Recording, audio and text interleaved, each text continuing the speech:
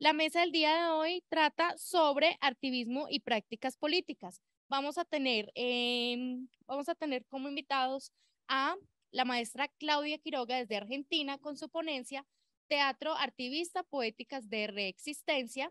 Desde Chile tenemos al maestro Víctor Sebastián Álvarez. Desde Colombia tenemos al maestro Jesús Eduardo Domínguez con su ponencia De lo personal a lo colectivo, creaciones escénicas por víctimas del conflicto armado en Colombia. Y desde México tenemos al maestro Aldebarán Casasola Tello con su ponencia Retos y propuestas para volver visible nuestra teatralidad.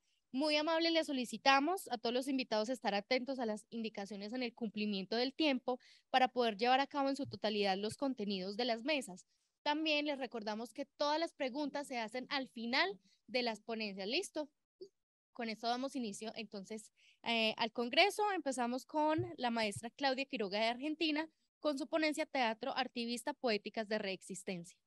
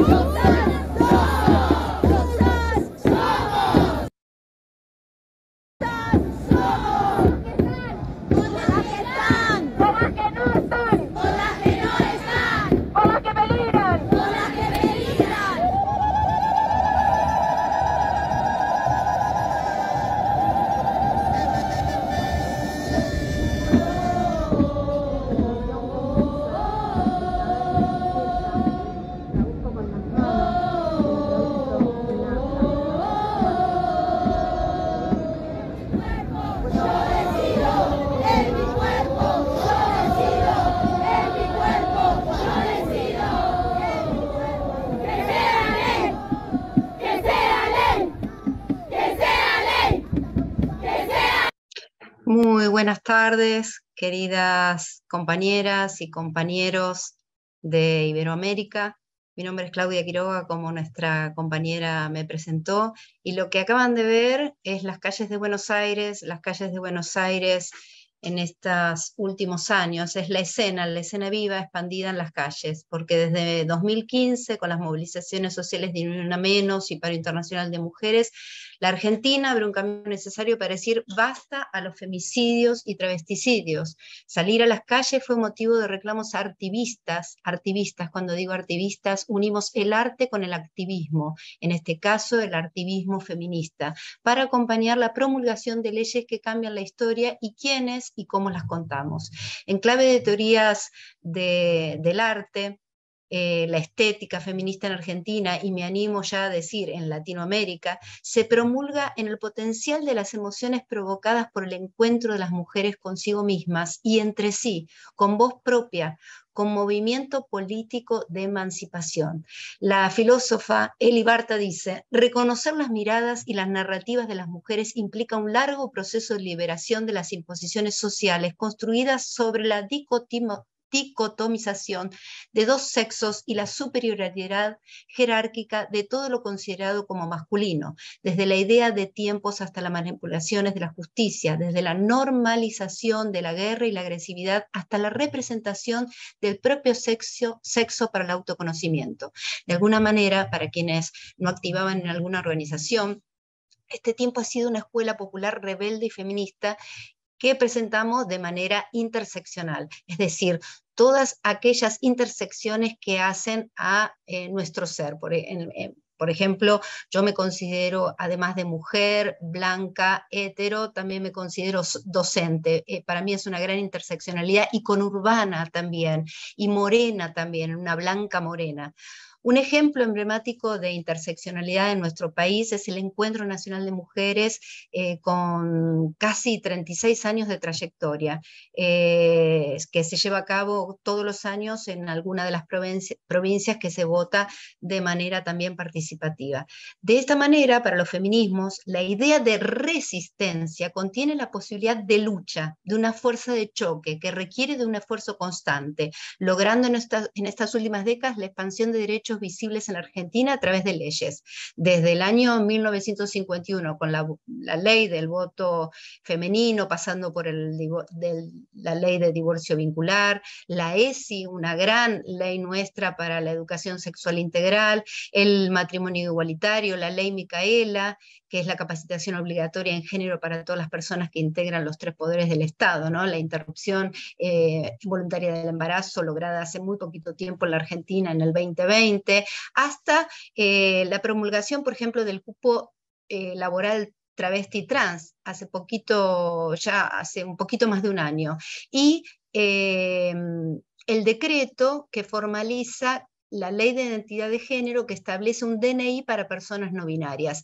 En el medio hay un montón de otras leyes y expansión de derechos que nos permiten estar justamente en un país a la cabeza de estas reivindicaciones, ¿no?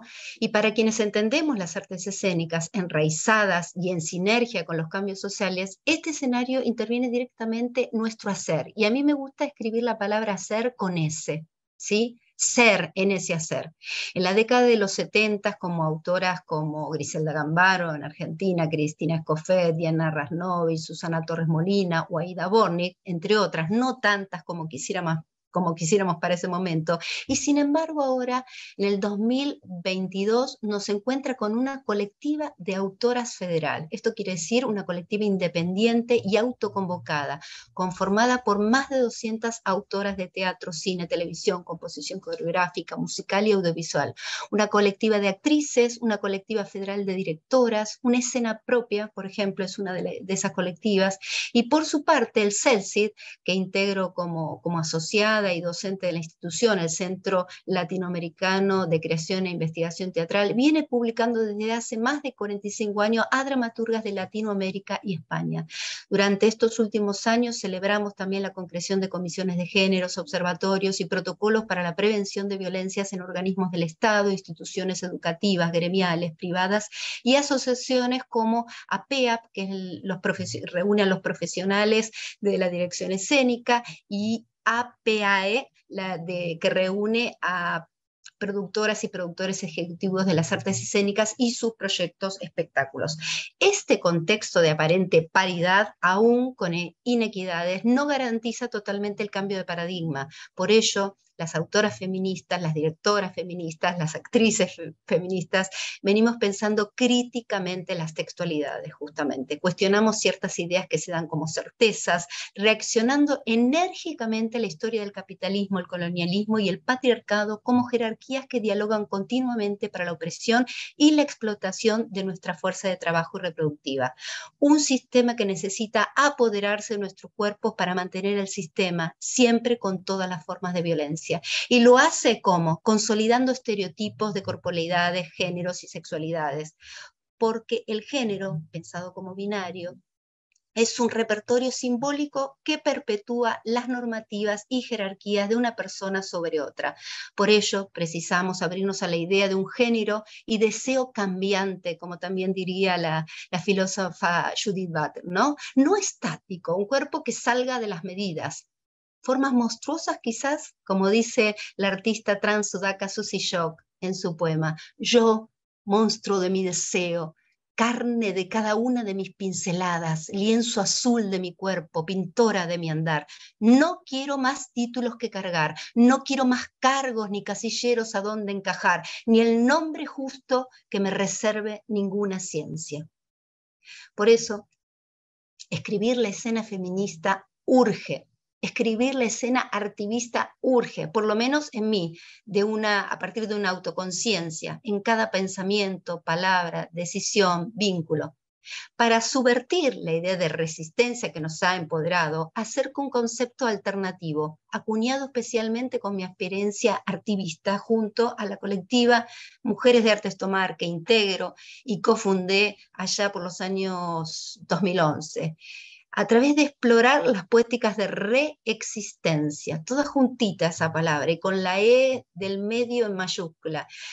¿Cómo se manifiestan en cuerpos no disciplinados esas reexistencias, celebrantes en sonora rebeldía y en comunión del sostenernos? Y también esta escritura del sostenernos con la SOS en mayúsculas, comenzando esas palabras. Una irrupción que envuelve el sentir, el pensamiento, la lengua, la acción y la percepción para crear otras formas de ser en el mundo, es decir, prácticas saludables de reexistencia, como actos de transformación personal y colectiva, una posibilidad de reconstruirnos desde el acontecimiento en los cuerpos de diversas maneras artísticas, emancipadoras y con motivación performática, como lo define Diana Taylor en Acciones más que efectos del discurso.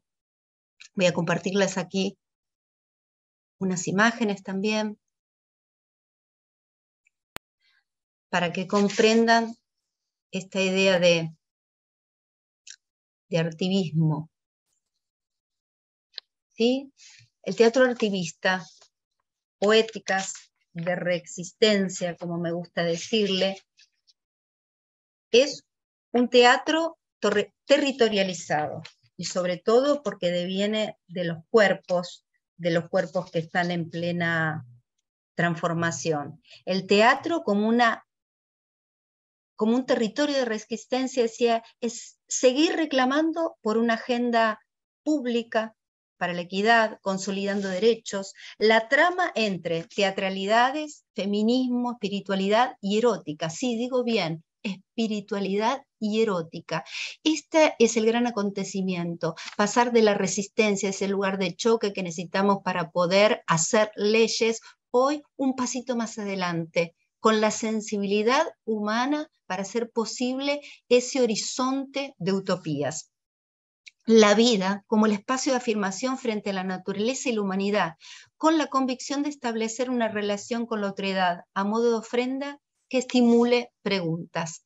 Ahí decía antes, sostener, ahí lo ven escrito, con la SOS, como maneras de acompañar con prácticas saludables. Ese horizonte de existencia, esa utopía que los feminismos, el teatro artivista en sí necesita sostener, se presenta a través de la observación y la escucha. Sobre todo es un teatro que nace en las calles, a partir del reclamo, en los espacios urbanos, en los espacios participativos, espacios celebrantes, a pesar de que estemos con un discurso contrario o por la eliminación de los femicidios, que sea una presencia celebrante de la vida, sin victimizarnos, sin volver a pasar los cuerpos por el horror, sin volver a llevar a la escena las violencias.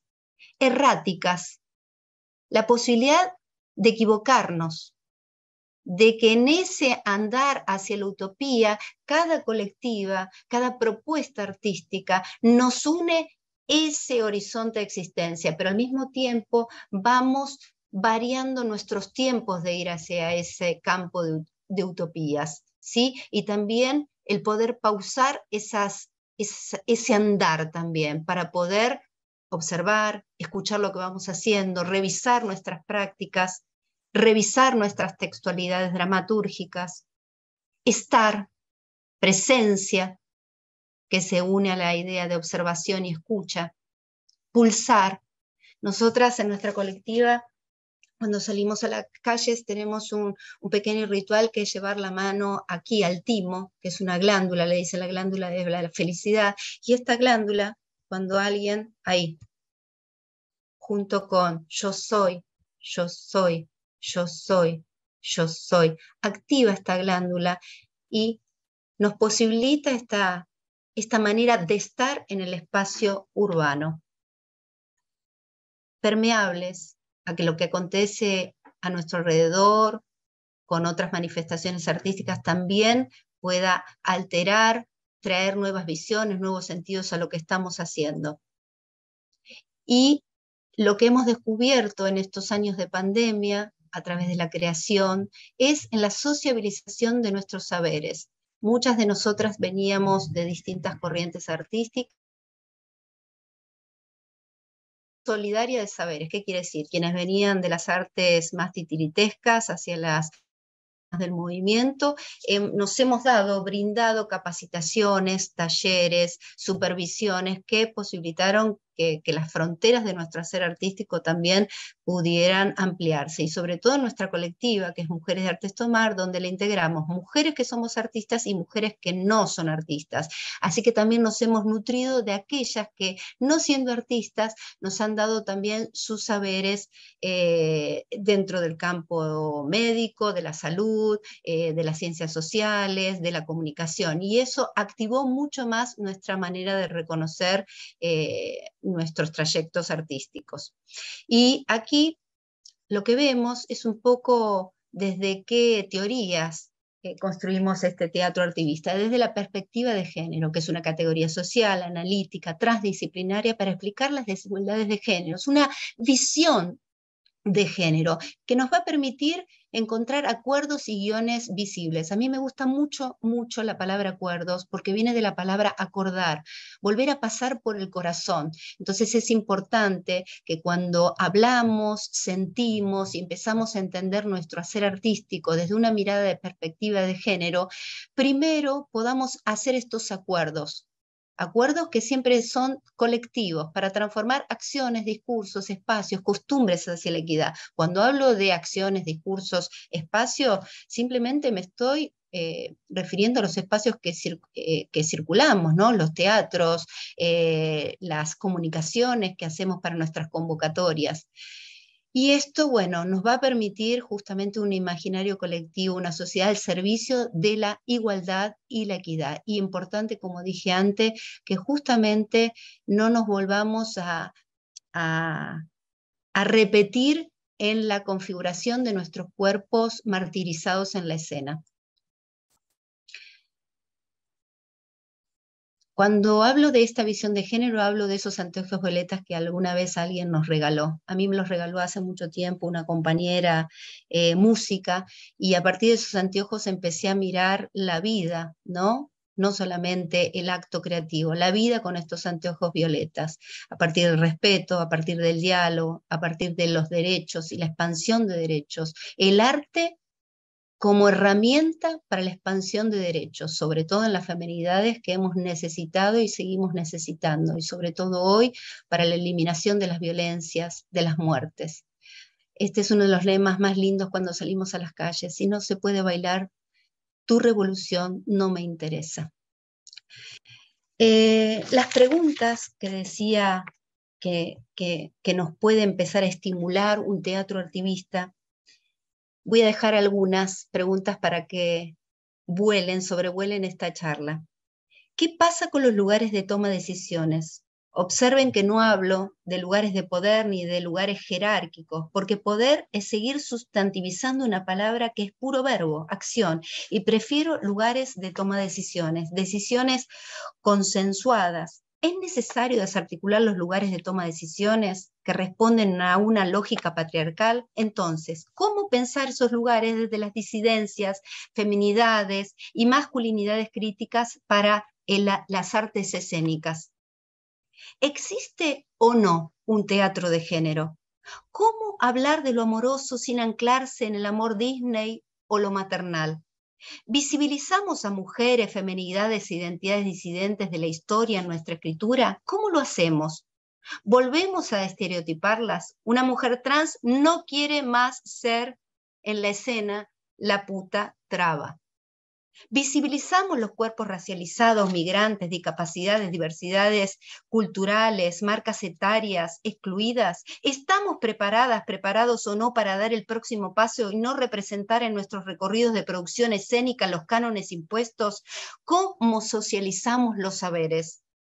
Todavía seguimos pensando que hay alguien que lidera la idea y que tiene que ir con la responsabilidad de la producción del espectáculo, que tiene que convocar, o empezamos a horizontalizar también esos lugares que hacen al acto artístico, al arte escénico, compartido, colectivizado con nuevos acuerdos.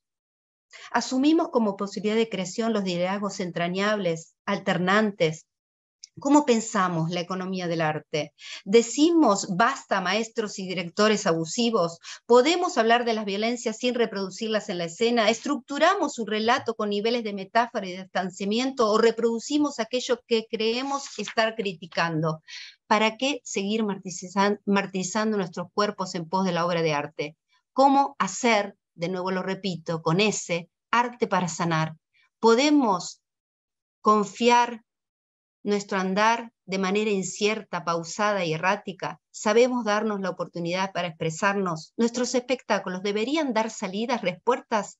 Hablamos antes de una autoconciencia. Para lograrlo tiene que haber un cuestionamiento, un sentir, pensar y vivir de cierta manera en lo cotidiano, porque esto es el feminismo, irrumpe y se instala en la vida cotidiana. De la misma manera, el teatro artivista es una visión de vida que a partir de hacer, de ser en la vida cotidiana, debería ir implicando nuestro ser artístico. Bueno, espero ser puntualita con los horarios de ponencia, y si tenemos un ratito para compartir con nuestros colegas, también va a ser un placer poder extenderme un poquito más. Gracias. Claudia, muchísimas gracias por la intervención.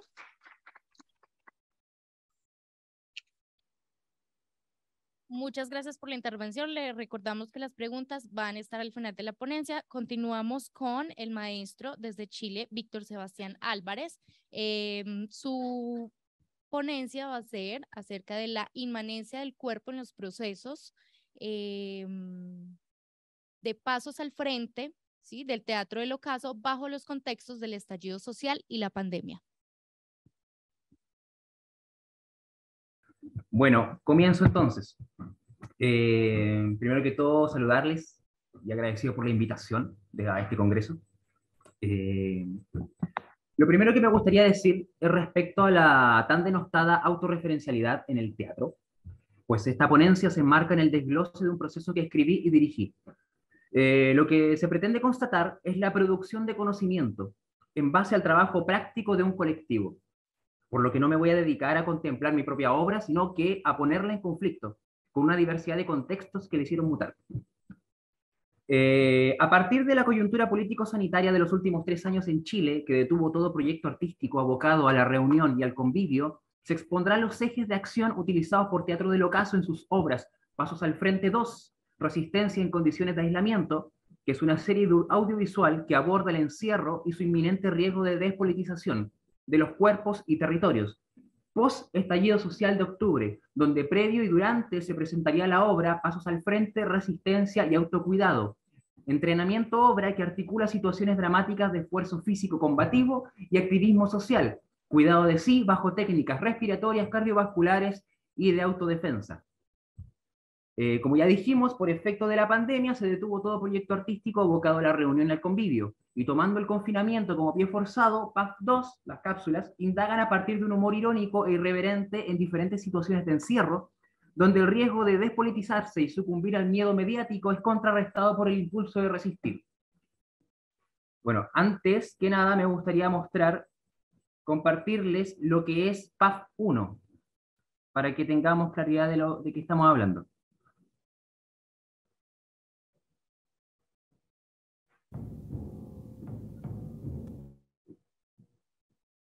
A esta propuesta que hablamos de PAF 2 le antecede esto: un entrenamiento obra, Pasos al Frente, Resistencia y Autocuidado, el cual a través de un formato taller, con participantes directos, experimentan situaciones dramáticas de esfuerzo combativo y activismo social, que potencian el trabajo coral, el rendimiento físico y la expresión escénica, configurándose como un manual performativo contra la norma y la violencia de Estado.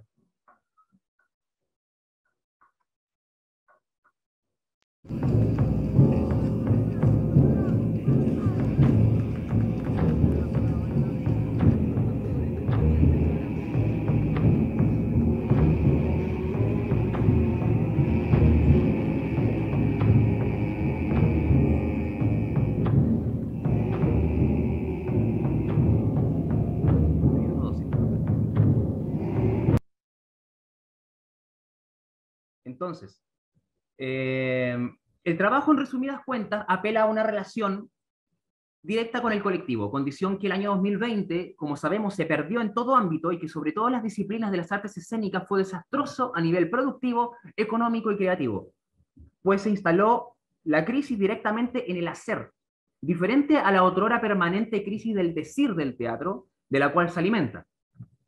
Podríamos decir que, ya entrando en terreno de Paz 2, que un proceso creativo tiene dos condiciones inherentes: idear una obra singular, en tanto que, cómo y por qué, y profundizar en ella de un modo ininterrumpido. En la gestación del proceso PAF 2, Pasos al Frente 2, le llamaremos así, estos parámetros fueron aportados por el contexto de emergencia sanitaria a raíz del fenómeno de pandemia global y cuarentena preventiva, con el encierro que implicaba. Nuestro singular e ininterrumpido padecimiento era sin querer nuestro proceso creativo, devenido en proceso destructivo, tanto por el presente inmediato como también por el despojo y renovación que implicaba al rubro teatral, que se encandiló decodificando nuevos formatos y acumulando contextos. Comprendimos que, al contrario de lo que sucede en un proceso normal, donde los creadores se encierran a dialogar con la palabra y el cuerpo en torno a una idea, en este caso, el aislamiento era un pie forzado y el afuera se alzaba como el eje que contenía todas las respuestas del proceso, pero que no las podíamos alcanzar. Era imposible dialogar con el afuera si no había nadie, lleno de pacos y milicos, obreros resignados, imposibilitados de faltar al trabajo, engorrosamente fiscalizados, calles vacías que a punta de amonio y alcohol gel borraba rayados y consignas, y con ello memoria y sentido de un presente que vivíamos a plenitud, hasta hace unos pocos meses atrás. Constatamos rápidamente los riesgos del encierro, el deterioro de la condición física, la despolitización y el miedo mediático, y a su vez se reforzaron las consignas: resistir los embates de la incertidumbre, conservar la rabia y no perder el sentido común de pueblo reunido al fin. Así nació Pasos al Frente 2, resistencia en condiciones de aislamiento, las mismas intenciones del proyecto anterior, pero con un escenario completamente opuesto, y que nuestra búsqueda al contexto del afuera no fue condición suficiente para abordar nuestro proceso creativo. Debimos pues considerar nuestra propia experiencia de aislamiento social y uso de nuevos lenguajes y medios audiovisuales que estuvieron a nuestra disposición. Ahora me gustaría compartirles un video de esas cápsulas. Está... Voy. Solo uno para que me alcance el tiempo.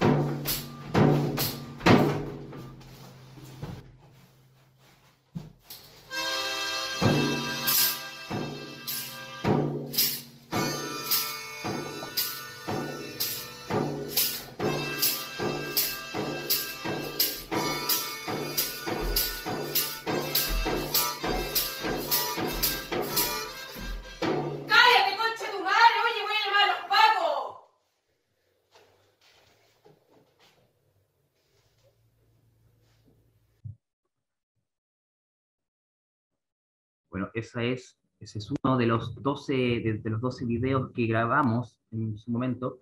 En principio, como se dieron cuenta, no existía dramaturgia, o no como se comprende en el teatro, que es texto narrado, voces e imágenes puestas a disposición para que alguien las diga o ejecute.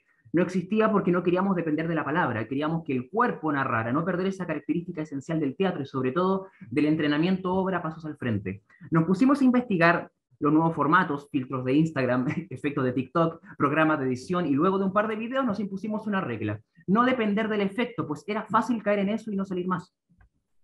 Así, a partir de la tercera cápsula comenzó a aparecer texto a disposición de las necesidades de un cuerpo, que al contrario de lo que sucede en el escenario, no era continuo, ni en ejecución ni en desplante energético, de alguna manera ya no estaba vivo. Esto porque podíamos prescindir del error de su ejecución a través del montaje, o del cansancio del presente a través de la edición.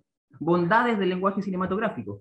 Y sí, también caímos en el cuestionamiento academicista sobre si al indagar en estos formatos audiovisuales seguíamos haciendo teatro, apolillándonos en la etiqueta en si esto era una pseudo película experimental o corto documental de dudosa calidad. Era una mezcla entre incertidumbre y hambre de decir, no sabíamos qué estábamos haciendo, pero seguíamos haciéndolo igual. Esto se aprecia sobre todo en la diversidad de estilos, texturas y formas de narrar de las cápsulas, donde cada una ponía a prueba la anterior a partir del uso de los recursos adoptados. La dimensión de las imágenes tuvo que ser abordada desde una idea más técnica, una narración más descriptiva, si se quiere, que se asemejaba más a la escritura de un guión de cine. Las referencias visuales, recursos sonoros y el trabajo con lo mediático estaba al servicio de las ideas y no al revés, sistematizando la forma de trabajar a partir de reuniones de equipo que dilucidaran rápidamente lo que se quería contar. Paradójicamente, el aislamiento nos obligaba a trabajar en equipo más que nunca. Y al poner el eje dramatúrgico en el contexto de aislamiento, los actuantes dialogaban con su propio proceso de confinamiento a partir de una propuesta cómica que el actuante debía superar. Es decir, no caer en el juego de ser su propio chiste. El guión era algo tendencioso en ese sentido, pero sostenido por circunstancias que nos atravesaban a todos. Así, el estilo de actuación iba en defensa del ser capucha. El sujeto lucha aparecido en octubre en Chile, es decir, podía ser chistoso, ingenuo o irónico, pero debía siempre luchar contra la idea de hacerse parte del absurdo mediático, y debía hacerlo solo, sin el colectivo que alimentaba el suceso en PAF 1, y sin guías, pues la dirección acababa cuando finalizaba la sesión de Zoom, constituyéndose el actor como su propio observador, en tanto director de fotografía, que registra el interior afectivo de los cuerpos y las cosas. Su opinión se ponía a prueba por sí y para sí misma, haciendo de la resistencia tanto recurso dramatúrgico como iniciativa de los sujetos de mantener vivos los símbolos de insurrección. Por ejemplo, devenir colectivo a través de un filtro de TikTok, como lo vimos recién, o cosechar una bomba molotov o una papa con camote de cuneta. Un ejercicio de memoria que se transformaba en alimento virtual para todos aquellos que fueron destetados a la fuerza de las calles. En definitiva, el actuante reconocía su rol desde la seriedad que compete a la lucha individual por mantener su propia cordura y no caer en tal discurso de ningún fariseo puesto en televisión. En definitiva, el trabajo del guión era un ejercicio de composición visual que construye a partir del humor situaciones de realismo mágico en contexto de encierro. Una gran referencia al principio fue el libro Entrenamiento Físico en Condiciones de Aislamiento, de Diciembre Negro, 2015, que aborda la salud e integridad física en espacio reducido bajo reclusión carcelaria. Respecto al estilo ligado al humor, fue una decisión basada en el absurdo de un contexto adverso que parecía que nos excedía en todo momento, haciendo del deseo de resistir un ejercicio cargado de ternura e ingenuidad, y a la vez de mucho compromiso y fuerza de voluntad a la hora de poder otorgarle sentido a nuestras acciones, yendo contra la norma de un mundo enfermo que logró tapar la protesta social global con leyes represivas pasadas por sanitarias y subvirtió en un despojo semiótico a la capucha hecha mascarilla. Elemento que en PAF 1 se reutiliza luego en favor de proteger nuestra identidad, o el elemento cámara que PAF 1 concibe desde el registro traumático testimonial de ser llevado a rastras al carro policial mientras grita Turrut, y en PAF 2 esta está al servicio de un testimonio que plasma la rápida desaparición de los procesos vivos, consignas, pruebas, víctimas y victimarios de lo vivido en octubre. La dirección tuvo que ir repensándose según el curso de las acciones, pues al prescindir de una dinámica presencial, cada rol se debía abordar y evaluarse como un proceso autónomo, lo que dejaba un gran espacio de libertad creativa a cada rol. Si bien se perdió la garantía del presente como recurso de lo escénico que tiene en el aquí y el ahora su mayor fortaleza, sobre todo las propuestas más performativas, que hacen de la ficción un suceso compartido, decidimos asentarnos en ese presente que traspasaba la pantalla, desde una realidad precaria que nos permeaba a todos. Así, la cámara no era solo el ojo del actor-director que se mira a sí mismo como se esbozó antes, sino que también un personaje que mira la acción, o inclusive solo un sujeto en cuarentena que mira a otro sujeto en cuarentena a través de Zoom. Entonces, el concepto que pasaba a relevar al presente era el de presencia. Si bien no estoy aquí y ahora, estoy en tú aquí y en tú ahora, a través de un ejercicio de exposición y padecimiento en el cual podrías reconocerte. No era decirte, oye, hagamos rutinas de ejercicios, es fácil, tú puedes, resiste a la pandemia. No, pues nuestros cuerpos y nuestras mentes debían sobrevivir a lo mismo. Y esa era la propuesta, construir el intento, a pesar y a través de todas esas obstrucciones. El estilo se abocaba entonces a superar el estado de crisis, no vernos en la normalidad institucional pre-octubre, tampoco en la calle post-octubre en una multitud inexistente y por sobre todo no vernos en la permanencia pasiva aún presente en eterna pausa. En este singular e ininterrumpido proceso sanitario era ir más lejos, mantenernos en movimiento, Así concebimos sortear esta acumulación de contextos, porque el teatro disfruta la trinchera, ante lo habitual y paradójico de situarlo vivo, movilizamos el estancamiento. A partir de cada pequeño paso, inclusive si era dentro de la casa, era vernos siempre en la esperanza. A través del proceso de postproducción, reemplazamos características del teatro que se perdían en el traspaso del formato, por ejemplo, la energía.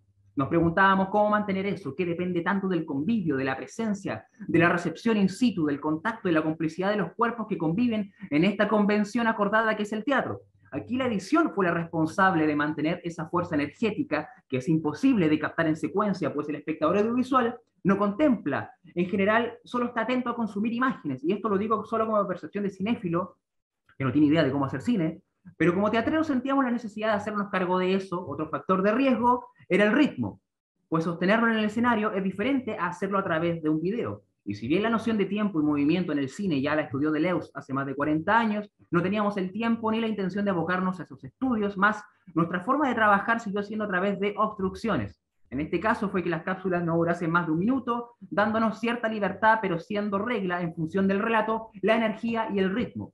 La información era atomizada, cada palabra tenía que ser escogida en función del impacto, que fuese más allá de TikTok, más allá de la cadena de oración o el reposteo, pues creemos que ya no basta con difundir. El manejo de la información se dirigía en función de ello, a la inmanencia de lo incontenible.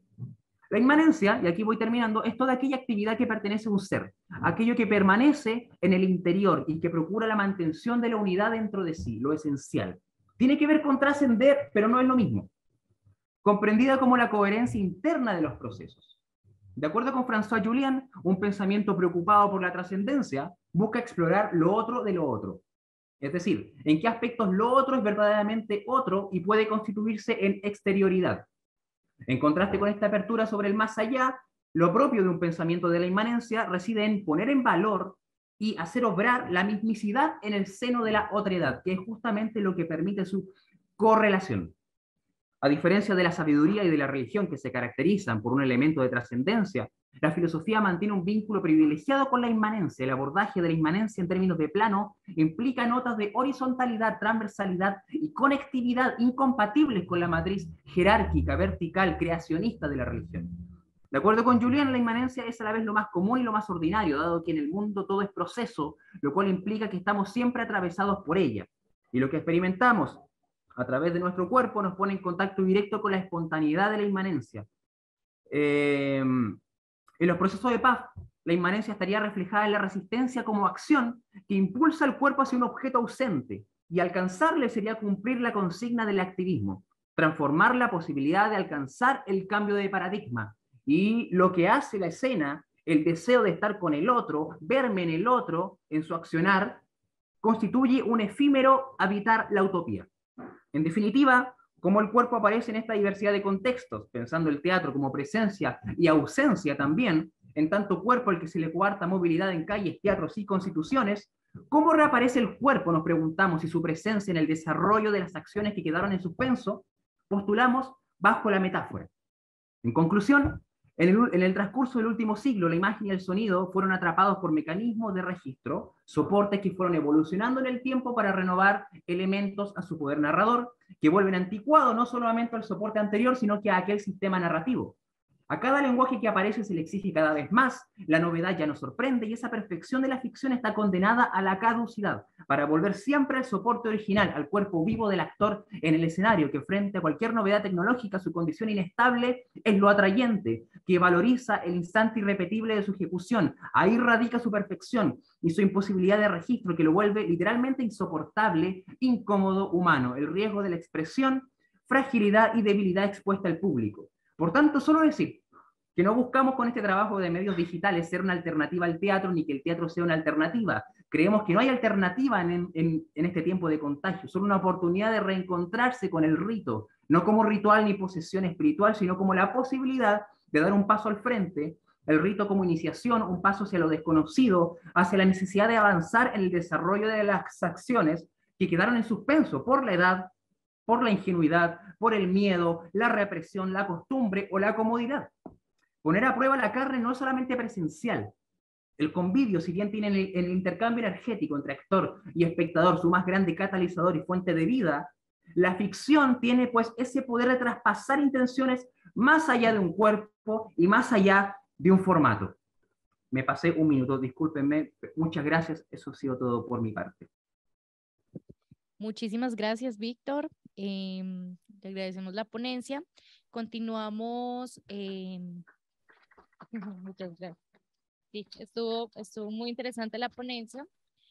Continuamos desde Colombia con el maestro Jesús Eduardo Domínguez, con su ponencia de lo personal a lo colectivo, creaciones escénicas por víctimas del conflicto armado en Colombia.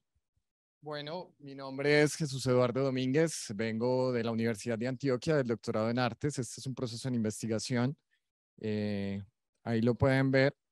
El nombre es de lo personal a lo colectivo, creación escénica de las víctimas del conflicto armado en Colombia. Esta foto es de Tocando la Marea, una obra de teatro de Buenaventura que ahora les comentaré. Quisiera empezar con un texto que acaba de salir, que es de Judith Butler, que se llama Sin Miedo. Formas de resistencia a la violencia de hoy. Dice Judith Butler: el acto del duelo enlaza con el acto de la justicia precisamente aquí, porque no solo estamos diciendo que esa era una vida que merecía ser vivida y que nadie debería haberla destruido, sino también que tal destrucción es injusta, de modo que lloramos y con ello al mismo tiempo nos oponemos a la injusticia. El despliegue de un duelo público se alía con una oposición militante frente a la injusticia, y del mismo modo que nos oponemos a la violencia por medio de nuestro dolor y de nuestra rabia, estamos practicando la no violencia cuando nos dolemos y militamos en contra de la continuación de la violencia y la destrucción. Judith Butler, este texto los invito a que se lo lean. Quisiera abrir este texto. Esta, digamos, investigación parte de un posicionamiento situado y una motivación que ahora les diré cuál es. Pero creo que hay tres características muy importantes para esta investigación, y es que estas obras tratan de contener una realidad, es una utopía, la contención de la realidad, es decir, todas estas obras son históricas porque parten de la memoria histórica. Dos, son parte de un indicio, es decir, un proceso poético de representación. Y tres, lo que yo llamo un estado de fisura.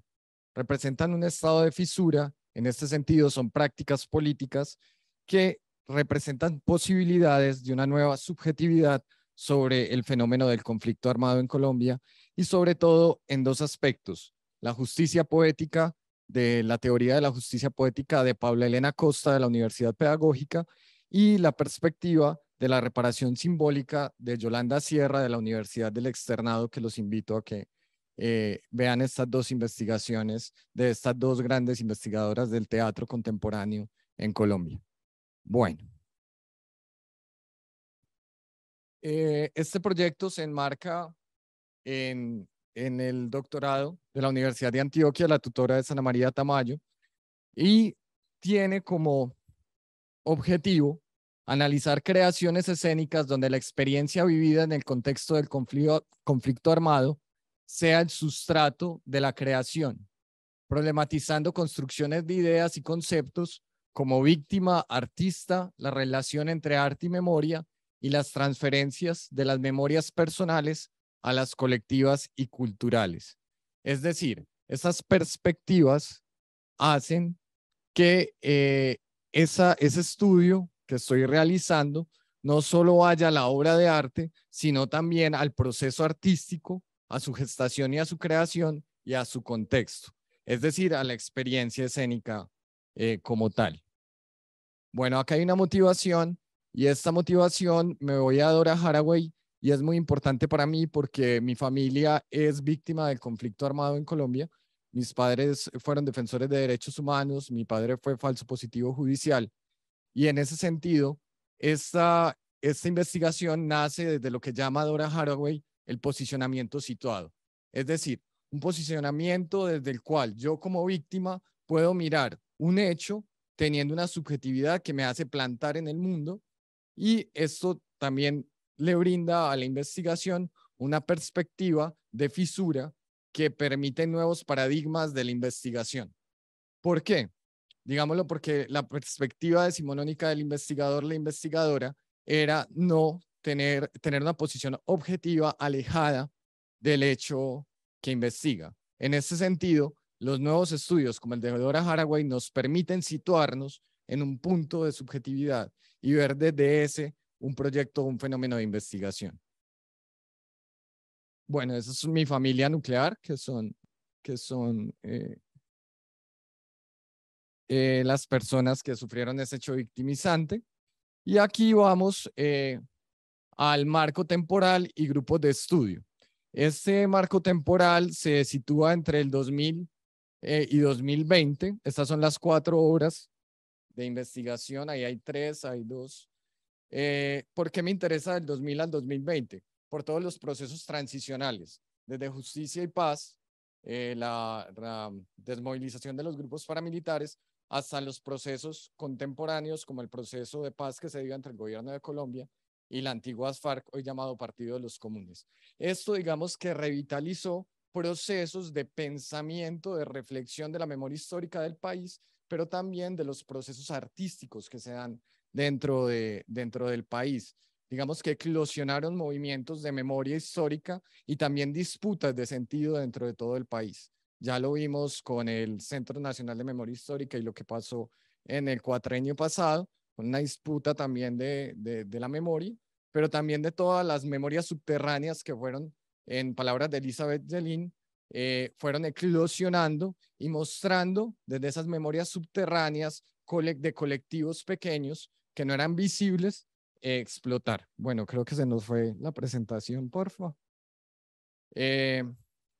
Bueno, mientras vuelve esto, me gustaría también contar que uno de los procesos por los cuales se seleccionó estas obras era la descentralización de los territorios. ¿Por qué? Porque muchos territorios de esa Colombia mal llamada profunda, que es también la Colombia, como configuración semántica, fueron, digamos, aislados. Y por una justicia o, digamos, una equidad investigativa, me interesó ir a territorios donde las investigaciones en artes representativas, artes escénicas, no habían sido muy estudiados. Uno es Buenaventura. Dale. Pues si quieres me las vas pasando, puedes pasarla a la siguiente, por favor. Una es Buenaventura, la otra es Villavicencio en Meta, la otra es en Caicedo, Antioquia, y la otra, no funciona. Y la otra es en Bogotá. Si tú me las puedes pasar, no hay problema. Y la otra es en Bogotá y son 4 grupos. Entonces esperemos que nos vuelva ahí la señal. Y estas experiencias se las voy a mostrar, pues les voy mostrando la primera, que es esta que ustedes ven acá, que son esas mujeres reunidas. La obra se llama Anunciando la Ausencia. Es un grupo de mujeres buscadoras de Villavicencio. Atrás, por favor. Bueno, mientras van solucionando acá, Anunciando la Ausencia es del colectivo del grupo Teatro El Tente. Se hacen llamar El Tente porque los tentes en Villavicencio son pájaros que con la huya anuncian la llegada de serpientes o de personas a las fincas. La siguiente, por favor. Anuncian la llegada de las personas a las fincas. Este grupo nació del Movice, de Mujeres Buscadoras. La siguiente, por favor. Y ellas se reúnen y para, digamos, tener una justicia poética y una reparación simbólica, dicen, hagamos una obra de teatro. Ellas son mujeres que buscan a sus hijos desaparecidos, a sus hijas y a sus primos, de manera individual, no están asociadas a ningún grupo, se salen del Movice y hacen una búsqueda. La obra se centra en objetos de memoria y en algo que yo voy a llamar la improvisación testimonial. Es decir, cada función improvisan desde el testimonio y la dramaturgia no es una dramaturgia textocéntrica. Es decir, se basa en el testimonio, se basa en el objeto de memoria, sacan las ropas de sus hijos e hijas desaparecidos, pero no hay una dramaturgia fija en la palabra, en el texto. Solo hay un canoacho como la comedia del arte. Siguiente, por favor. Todas son mujeres. son mujeres mayores de edad. Luego sigue Tocando la Marea del Semillero de Teatro por la Vida, de la Fundación y Espacios de Convivencia y Desarrollo Social de Fundesco desde Buenaventura. Este es un proceso muy interesante porque también es dramaturgia oral. No es una dramaturgia fija, solo se fijó que ahora vamos a hablar de una persona que estuvo en esos dos procesos ayudando desde el Centro Nacional de Memoria Histórica, pues hace dos posiciones presidenciales, no, creo que era cuando estaba Santos, perdón, hace dos, estaba ella. Y en esta obra es muy interesante porque el Centro Nacional de Memoria Histórica va a Buenaventura a hacer el informe de Buenaventura. La comunidad le dice, esperen, que es que el informe no lo van a escribir ustedes. Nosotros tenemos unas instituciones de memoria y esas instituciones de memoria lo que van a hacer es co-crear el informe con ustedes. Nosotros les vamos a dar las líneas de investigación. Y en ese sentido, co-crean y hacen una minga de la primera gran minga de Buenaventura, hacen otra minga que se llama la Minga por la Memoria. Y en la Minga por la Memoria hacen una creación, dicen, bueno, ustedes cómo van a hacer el informe, la socialización con un libro. Acá la cultura de bonaerense es oral. Entonces van a montarnos una obra de teatro, ¿cierto? Nosotros la vamos a montar con las organizaciones de la memoria. Hay casi 5 organizaciones, ellos están dentro de la obra. Hay música en vivo por las mujeres de la... Bueno, se me acaba de olvidar, son unas mujeres cantoras que buscan a sus desaparecidos, la Capilla de la Memoria de Buenaventura, y lo que hacen es coger el informe, hacer unas improvisaciones, sí, y sobre las improvisaciones escriben la obra. Vamos a la siguiente, tan siquiera para mostrarle las 4 experiencias. Dolor Caicedeño es una obra de Caicedo, Antioquia, escrita por John David Montoya, la escribió a los 18 años. Caicedo, Antioquia, se lo toman 3 veces la guerrilla, la tercera lo tumba la iglesia. Nadie había hecho una reparación simbólica y poética, y este chico de 18 años se ve en la necesidad, hoy tiene casi 30, se ve en la necesidad de reconstruir todo el relato a través de los relatos y testimonios de las víctimas y de la gente del pueblo. Acá hay algo muy importante que es la memoria intergeneracional, es decir, cómo la memoria intergeneracional entre generaciones se activa a través del teatro. Y en ese sentido crea una obra que se llama Dolor Caicedeño, que retrata, reinterpreta y muestra una nueva subjetividad de ese hecho. Y vamos para la siguiente, para terminar. Esta es una obra que se llama Camino a Casa, de la Otra Danza de Bogotá. ¿Por qué lo tomé? Por Bogotá pues traté de evitar las centralidades, pero acá pasa algo. La directora de este grupo, se la recomiendo, Juana Ibanaxca Salgado, activista política también en Bogotá. Ella es víctima del conflicto, su padre fue desaparecido, no lo ha podido encontrar. Ella trabajó en el Centro Nacional de Memoria Histórica y trabajó con todas las obras de víctimas del conflicto en todo el territorio nacional. Por ella yo fui que conocí a las mujeres del Tente y por ella fue que conocí a Buenaventura. Entonces, esta obra, para terminar, es basada en un cuento de Rafael Jokten que se llama Camino a Casa, que es una forma de un cuento infantil de cómo narrar la desaparición forzada de los niños. Ella un día llega a la casa de su madre, ve el libro y dice, ve, ¿qué es este libro? Y ella había soñado a su papá como un león. Y ve el libro y el libro habla sobre la desaparición. Es la primera vez que ella habló sobre la desaparición de su padre. Monta El león es perseguido. Ahí está Joan Belandia de la congregación, fue co-dramaturgo con ella, fueron compañeros. Y monta esta obra donde ese gran león es el símbolo de su padre desaparecido. La niña que ustedes ven ahí es la nieta de la persona desaparecida y otra hermana está actuando en la obra. Es decir, 2 hermanas y una nieta del desaparecido están en la obra. En este sentido, y para finalizar, pues estas obras representan un nuevo corpus que yo quiero, porque han sido marginadas muchas veces de los estudios teatrales. El único grupo de obras escritas por víctimas fue el Atrato que juega al teatro, que fue escrito en toda la vertiente del río Atrato del Chocó. Pero muchas de estas obras no están ni en los corpus ni en los cánones de los estudios del teatro contemporáneo en Colombia, y este vacío que nace desde esa posición situada como víctima del conflicto, también quiere ser llenado y quiere aportar para esa equidad investigativa, a esa justicia poética y a esa reparación simbólica a partir del teatro. Muchas gracias. Bueno, muchísimas gracias, Jesús Eduardo. Continuamos desde México con el maestro Aldebarán Casasola con su ponencia Retos y propuestas para volver visible nuestra teatralidad. Les informamos que el cierre del Congreso el día de hoy, la plenaria, se va a llevar a cabo en esta sala. ¿Listo? Para que no se movilice. Claro que sí.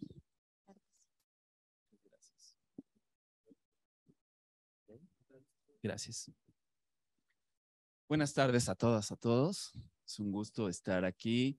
Quiero agradecer la invitación al Cuarto Congreso Iberoamericano, al Festival de Manizales, no tengo presentación, sí, a la Secretaría de Gobierno, a la Secretaría de Cultura del Gobierno de México, que apoyó para que nosotros estuviéramos de manera presencial. Básicamente lo que haré será abrir un proyecto con el cual estoy trabajando actualmente con el Centro Nacional de las Artes en México y con la comunidad teatral del Estado de México. Procedo a leer, espero hacerlo lo más rápido posible. Cualquier duda de manera presencial aquí estaré, y si no, mi correo es aldebarancasasola@hotmail. Y la gente que está en Zoom me puede hacer preguntas ahí y con mucho gusto las contesto. Retos y propuestas para volver visible nuestra teatralidad. Antecedentes: cinturones de miseria y corrupción. El Estado de México, que es de donde provengo, es uno de los 32 estados que conforman México. Además de ser 14 veces más grande que la Ciudad de México, capital del país, también es el más poblado, con un total de 16.992.418 habitantes. Esto es el 13.5% de la población total nacional, equiparable a países completos como Guatemala, Ecuador y Siria, y muy superior a Bolivia, Haití, Cuba, Grecia, Suecia y Austria. El estado cuenta con una extensión territorial de 22.500 kilómetros cuadrados, similar a la de países como Belice, El Salvador e Israel, superando Eslovenia, Bahamas y Qatar. Por sus características geográficas, el Estado de México abraza en forma de una herradura a la capital del país, convirtiéndose en un filtro de migración nacional, generando un fenómeno social que se conoce como cinturones de miseria, que consiste en asentamientos urbanos de una población con muy bajos recursos alrededor de una ciudad. Un alto índice de migrantes que han llegado a esta entidad se asentaron en territorios irregulares y no aptos para la vivienda por falta de servicios básicos como agua y drenaje. La rutina promedio de los habitantes de estas zonas consiste diariamente en emprender viajes de entre 2 y 3 horas para llegar a la Ciudad de México, laborar entre 9 y 10 horas y regresar a casa después de 2 o 3 horas más, solo para dormir e iniciar nuevamente este ciclo cada día. Esta situación ha dado como consecuencia una vulnerabilidad social y de seguridad, ya que gran parte del día las casas dormitorio, en el mejor de los casos, están solas, pero la mayoría de ellas contiene durante las horas diurnas a niños y adolescentes sin vigilancia ni compañía parental, convirtiendo tales circunstancias en caldo de cultivo para diferentes formas de crimen, teniendo como consecuencia el más alto índice de violencia en todo el país. Todo, repito, estoy hablando del Estado de México, que colinda con la Ciudad de México. Los recursos económicos destinados a esta entidad son complejos, ya que al haber costos de terreno y rentas tan inferiores a la Ciudad de México, la entidad cuenta con corredores y parques industriales de dimensiones descomunales.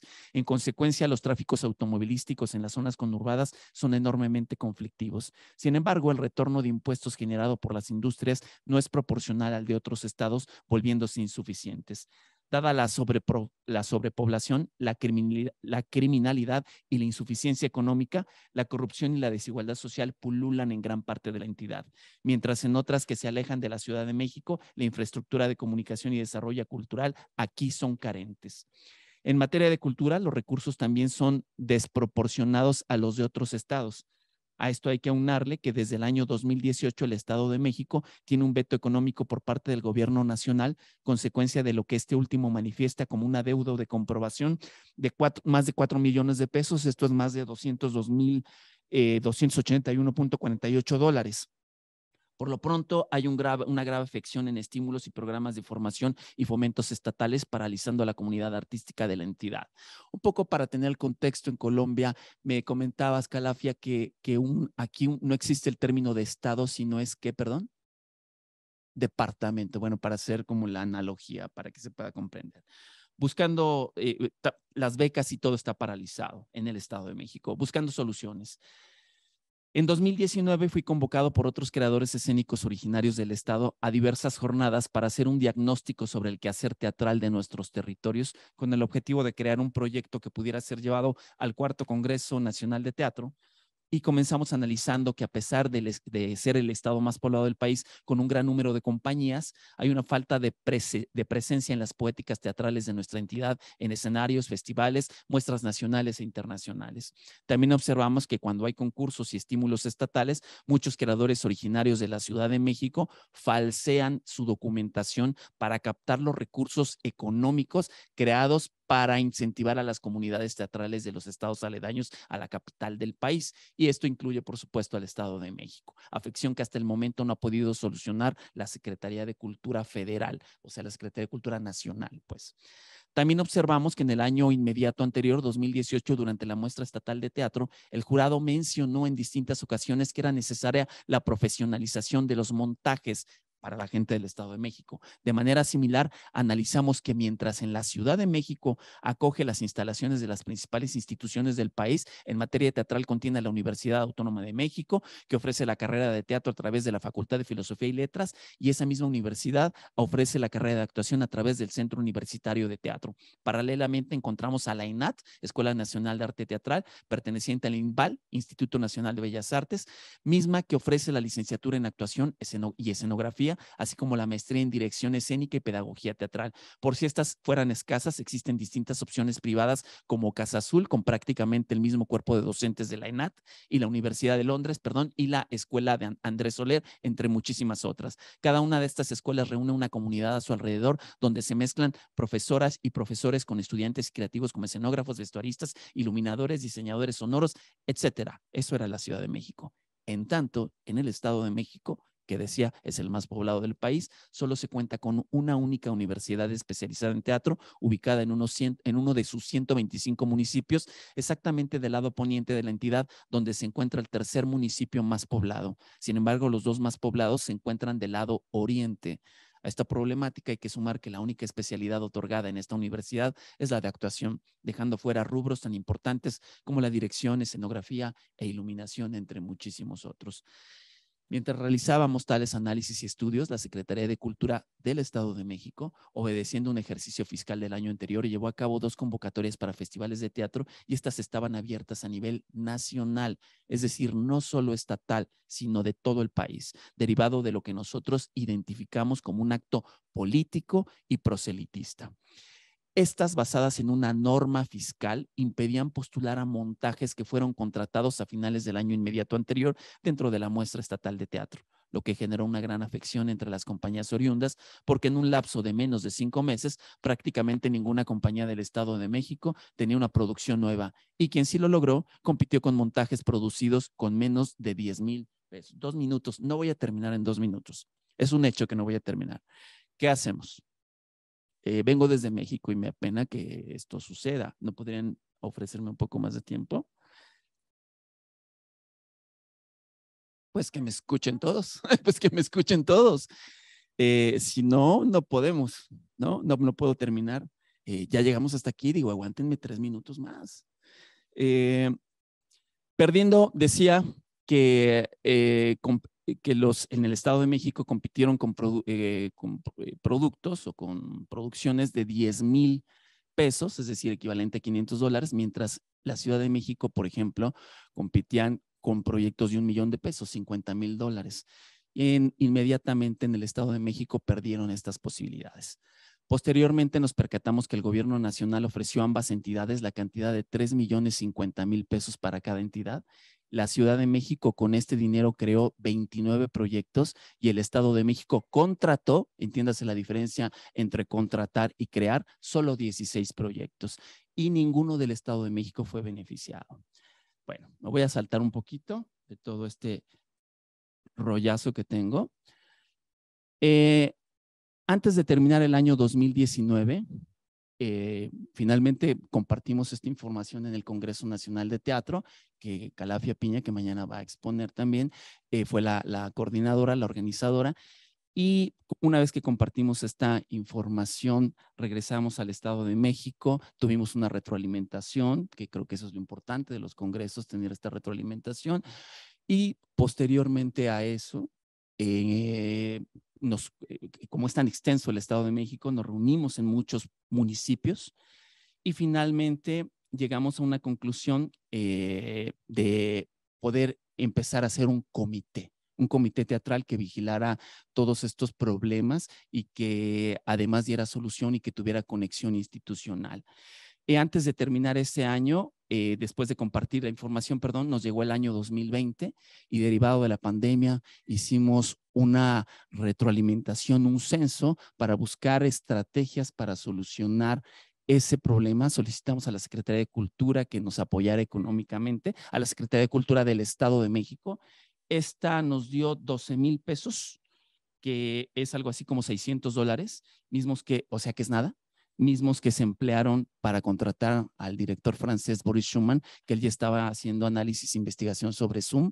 Y a partir de eso, lo que hicimos fue que darle clases que el maestro les diera clases a la comunidad para que ellos pudieran tener un intercambio de sus proyectos a través de Zoom. Y bueno, pues posteriormente, en el año 2021, decidí postular para un estímulo que se llama Creadores Escénicos del Sistema de Apoyos a la Creación y Proyectos Culturales del Gobierno Nacional, que aunque es un estímulo para el desarrollo individual de actrices, actores, bailarinas, bailarines y músicos, decidí postular para el desarrollo individual, pero además compartido con la comunidad mexiquense. De esta manera, el estímulo fue confirmado a finales del 2021 y empecé este proyecto, que es el que estoy abriendo. Gracias al censo realizado de manera previa, que hice un censo con la comunidad teatral, pude constatar fehacientemente que la mayoría de los miembros de la comunidad son actrices y actores. En consecuencia, me di a la tarea de crear un programa que fortalezca las herramientas de interpretación y siempre con el objetivo de la profesionalización y producción, contacté a dos de las mejores maestras del país, que son Tania González Jordán y Mariana Arta Sánchez, para que nos dieran las materias de técnica y desarrollo de técnica vocal, y la segunda de realismo norteamericano del siglo XX, análisis e interpretación de textos. Dada la necesidad presupuestal, nuevamente contacté a la Secretaría de Cultura del Estado de México, no nos apoyó una vez más y acudimos al Centro Nacional de las Artes, donde acogió este proyecto y paralelamente, como yo soy becario para la organización de este proyecto, me percaté que hay que hacer una retribución social. Busqué en los listados quiénes son los directores más importantes del país. Aquí encontré a José Alberto Gallardo y a David Gaitán. David Gaitán es un reconocido director mexicano. Ellos nos ofrecieron diferentes talleres, tanto de actuación como de dirección, y de esta manera ellos liberaron su servicio social y la comunidad teatral empezó a crecer. Dadas las, bueno, continuaré un poco más adelante. Creación de poéticas provenientes del Estado de México. Para dar salida a las herramientas aprendidas durante este ciclo, organizamos el primer ciclo de perfeccionamiento profesional de actrices y actores mexiquenses. Mexiquenses es el gentilicio de la gente del Estado de México. Y esto fue en el Centro Nacional de las Artes, donde van a abordar diferentes poéticas el próximo 11 de noviembre, algunas que tienen que ver, evidentemente, al ser el estado más poblado, es un caldo de cultivo para las poéticas. Es el estado donde más feminicidios se cometen en América Latina. Exactamente, fueron en el municipio de Ecatepec, que es colindante con la Ciudad de México. Gracias a esta iniciativa, actualmente la Escuela Nacional de Arte Teatral del Instituto Nacional de Bellas Artes y Literatura ofrecerá entre el próximo mes de noviembre y diciembre un taller de escenografía para la comunidad mexiquense, y recientemente la actual administración de la Coordinación Nacional de Teatro se muestra interesada en una reunión para generar propuestas que mejoren las condiciones del teatro del Estado de México. A través de la convocatoria México en Escena del Sistema de Apoyos a la Creación y Proyectos Culturales, el proyecto La Capilla Expandida del director Boris Schumann, que hace rato mencioné, tendrá en residencia la comunidad teatral del Estado de México dentro del Teatro La Capilla, ubicado en la Ciudad de México, para la creación de un montaje a realizar entre abril y junio de 2023. Asimismo, diversos montajes de la propia comunidad tendrán temporada en sus instalaciones. Creemos desde este comité que estamos organizando, el Comité Teatral del Estado de México, y de manera particular, que a pesar de los retos que tenemos, volveremos visible nuestra teatralidad desde el Estado de México. Muchas gracias. Cualquier duda, comentario sobre la gestión, estaré a las órdenes. Eh, Muchísimas gracias a todos. Continuamos con la plenaria de cierre de este primer día con el maestro Jorge Dubate y Marcela Valencia, Teatro Petro.